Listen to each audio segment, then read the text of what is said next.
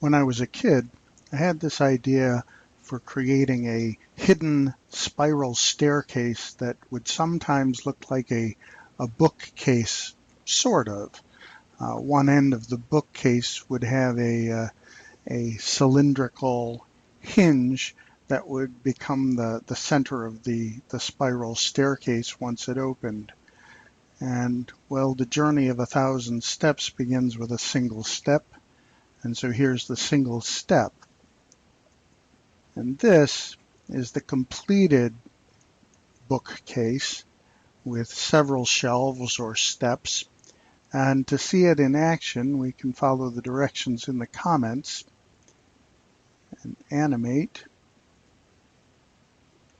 A step size of 720 and a frame rate of 30. And there you can see it in action, and it opens approximately enough that it would be something that you could walk up, and then it swings back and becomes a bookcase again when it is done. And that's really all there is to it. But it was quite a bit of fun to get going.